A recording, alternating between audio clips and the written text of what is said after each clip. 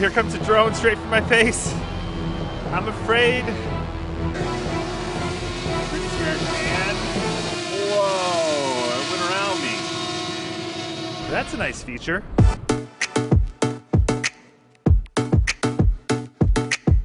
DJI just released the Mavic Air, an impossibly small drone with an impressive set of features. When it's all folded up, the drone is actually tiny enough that you can fit it in a jacket pocket. When it's flight ready, the drone is still compact enough to be nimble, but not so small it gets blown off course by a strong wind. What's really remarkable though is how much technology DJI managed to pack into such a small package.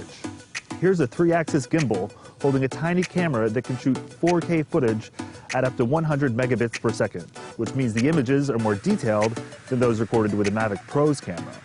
There are also 7 more cameras on the front, back, and bottom of the drone. These help the aircraft with 3D mapping for obstacle avoidance. Unlike the Mavic Pro and the smaller Spark, the Mavic Air does not have folding propellers. But the way the components are designed to fit neatly into each other, you don't really need them. The Mavic Air also comes with a redesigned controller.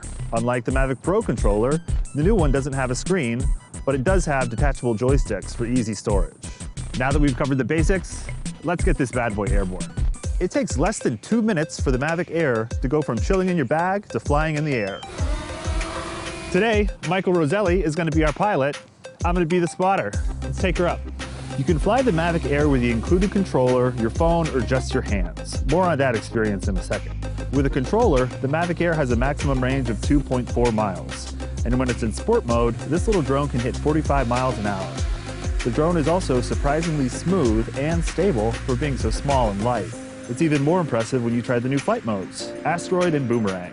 Asteroid uses another new feature called Panorama to make a big composite image of you and your surroundings. The end result looks kind of like an asteroid. Boomerang will send the drone on the same flight path as a boomerang, providing a dramatic lead-up to a big reveal like a sunset or a cityscape. But the coolest new feature on the Mavic Air is called APAS. APAS is short for Advanced Pilot Assistance Systems, and it enables the Mavic Air to spot obstacles both in front of it and behind it.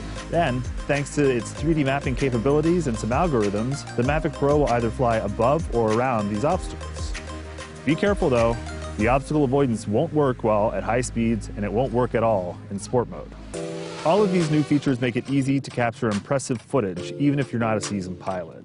If you like silly gimmicks, you'll love gesture control.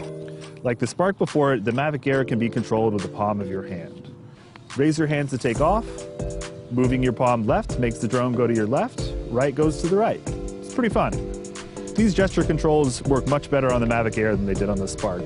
But they're not perfect yet. If you move too quickly, the Mavic Air loses you. There's also a new gesture that lets you use 2 hands to send the drone away from you and then bring it back. You can snap selfies and start recording a video with hand gestures too. And while you can't really do any sophisticated flying like this, you can wow the pants off your friends. For $800, the Mavic Air presents a hell of an opportunity to up your drone game. If you're looking for a versatile, powerful, yet tiny drone, the Mavic Air is a great choice. Plus, there's nothing cooler than pulling a drone out of your pocket at a party, right?